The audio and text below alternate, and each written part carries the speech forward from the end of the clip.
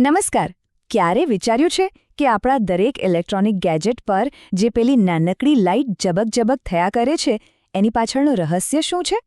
ચાલો આજે આપણે એની જ અંદર ડોક્યું કરીએ અને સમજીએ કે આ બધું ચાલે છે કેવી રીતે. આપણા ફોનમાં, રાઉટર પર, ટીવી પર લગભગ બધે જ નાની લાઇટો ઝબકતી હોય છે, ખરું ને? પણ શું ક્યારેય એવો વિચાર આવ્યો છે કે આટલી સિમ્પલ દેખાતી વસ્તુ પાછળ ખરેખર શું ચાલી રહ્યું છે? બસ આજે આપણે એ જ રહસ્ય ખોલવાના છીએ. તો ચાલો શરૂ કરીએ આપણી આ જાસૂસી. આ આખી વાત છે ને એક ડિટેક્ટિવ સ્ટોરી જેવી જ છે. આપણે એક પછી એક સંકેતોને જોડીશું, કોડની એક સિક્રેટ ભાષાને સમજવાની કોશિશ કરીશું અને છેલ્લે શોધી કાઢીશું કે એક નાનકડી એલઈડીમાં જીવ કેવી રીતે પૂરાય છે. વેલ, આ બધી જાદુગરીની શરૂઆત થાય છે એક નાના પણ બહુ જ પાવરફુલ મગજથી. અને હા, આ કોઈ સામાન્ય મગજ નથી. એને ફક્ત એક જ કામ સોંપવામાં આવ્યું છે અને એ કામ તે એકદમ પરફેક્શન સાથે કરે છે. તો તૈયાર છો આપણા આજના હીરોને મળવા માટે? આ એ ઘટક છે જે આખા શોને ચલાવે છે. એ દેખાવમાં નાનું છે પણ કામમાં બહુ શક્તિશાળી છે.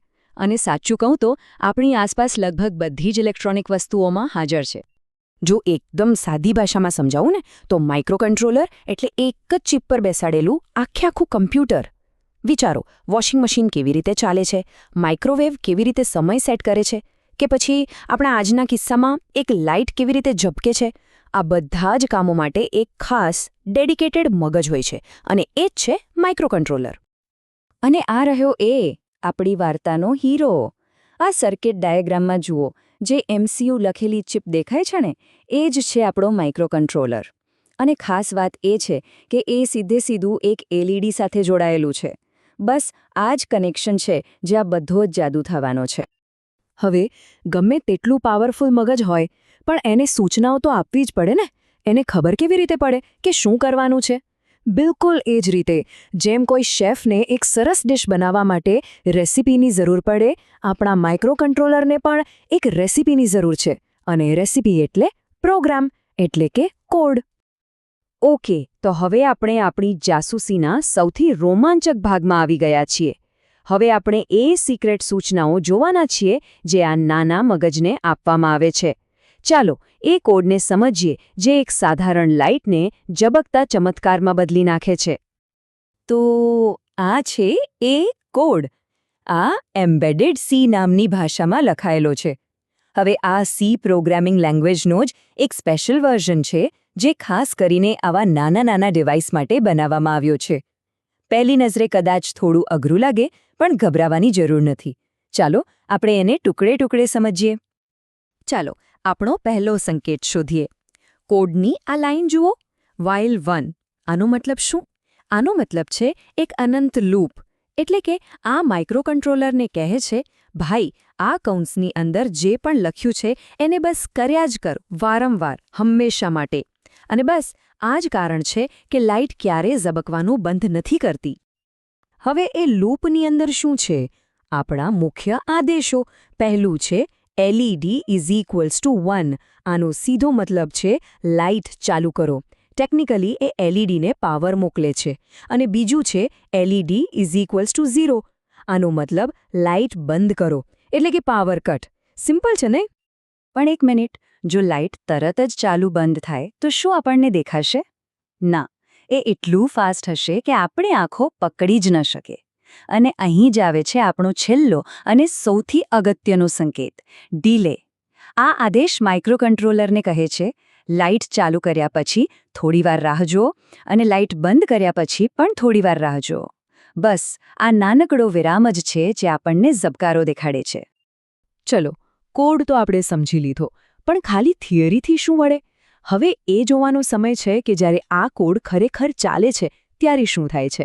આ એ મોમેન્ટ છે જ્યાં બધી વસ્તુઓ એક સાથે કામે લાગે છે. અને મજાની વાત એ છે કે આને ટેસ્ટ કરવા માટે આપણને કોઈ સાચા હાર્ડવેરની પણ જરૂર નથી. આભાર માનો આધુનિક ટેકનોલોજીનો. આપણે કીલ મ્યુ વિઝન જેવા સોફ્ટવેર સિમ્યુલેટરનો ઉપયોગ કરી શકીએ છીએ. આ સિમ્યુલેટર એક વર્ચ્યુઅલ દુનિયા બનાવે છે જ્યાં આપણો કોડ બિલકુલ એ જ રીતે ચાલે છે જાણે કે એ કોઈ સાચી ચિપ પર ચાલતો હોય. અને આ રહ્યું પરિણામ. જુઓ, આ કામ કરી રહ્યું છે. આ સ્ક્રીનશોટ સીધો સિમ્યુલેટરમાંથી છે. આપણે જે કોડ લખ્યો એ હવે ચાલી કર્યો છે અને આપણે લાઈવ જોઈ શકીએ છીએ કે આપણી સૂચનાઓ એકદમ બરાબર કામ કરી રહી છે. આ છે એ યુરેકા મોમેન્ટ. હવે જરા જમણી બાજુ જે પેરેલલ પોર્ટ 1 નામની વિન્ડો છે એના પર ધ્યાન આપો. આ પોર્ટ એટલે માઇક્રોકન્ટ્રોલરનો બહારની દુનિયા સાથે વાત કરવાનો દરવાજો. દેખાય છે પેલા ચેકમાર્ક્સ? કેવી રીતે ચાલુ બંધ થઈ રહ્યા છે? એ બીજું કંઈ નહીં પણ આપણો જ કોડ છે જે વર્ચ્યુઅલી એલઈડીને ઝબકાવી રહ્યો છે. આ પાક્કો પુરાવો છે કે આપણી લોજિક એકદમ પરફેક્ટ છે. ઓકે, તો એક લાઇટ ઝબકાવી એમાં શું મોટી વાત છે, બરાબર? પણ સાચું કહું તો આ દેખાય છે એટલું નાનું કામ નથી. એનું મહત્વ આપણી કલ્પના કરતાં ઘણું વધારે છે. ચાલો સમજીએ કે શા માટે આટલું ફંડામેન્ટલ અને આટલું ઇમ્પોર્ટન્ટ છે. પ્રોગ્રામિંગ શીખનારા જાણે છે કે સૌથી પહેલો પ્રોગ્રામ કયો હોય છે? હેલો વર્લ્ડ સ્ક્રીન પર પ્રિન્ટ કરવાનો. બસ એ જ રીતે જ્યારે હાર્ડવેરની દુનિયાની વાત આવે ત્યારે એક એલઈડીને ઝબકાવવી એ જ હેલો વર્લ્ડ છે. આ પહેલું સૌથી અગત્યનું પગલું છે. એ સાબિત કરે છે કે આપણો કોડ ભૌતિક દુનિયા સાથે વાત કરી શકે છે. ભલે આ એક નાનકડી જીત લાગે પણ આ પાયો છે. આ એ વાતનો પુરાવો છે કે સોફ્ટવેર અને હાર્ડવેર એકબીજા સાથે વાત કરી શકે છે. અને જાણો છો, આ જ સિદ્ધાંત પર મોટા રોબોટ્સ, સ્માર્ટ કાર, સ્પેસક્રાફ્ટ પણ કામ કરે છે. એ બધી જટિલ સિસ્ટમ્સનો પાયો આ એક નાનકડા ઝબકારામાં જ છુપાયેલો છે. તો હવે પછી જ્યારે કોઈ પણ ગેજેટ પર ઝબકતી લાઇટ દેખાય ત્યારે એને ખાલી એક લાઇટ તરીકે ના જોતા, એની પાછળ રહેલા એક નાના મગજની કલ્પના કરજો, જે એક અનંત લૂપમાં એક જ સૂચનાને વારંવાર અનુસરી રહ્યું છે. ચાલુ કર, થોભી જા, બંધ કર, થોભી જા. આ એક સરળ પણ કેટલો સુંદર ડાન્સ છે જે આપણી આખી આધુનિક દુનિયાને ચલાવી રહ્યો છે.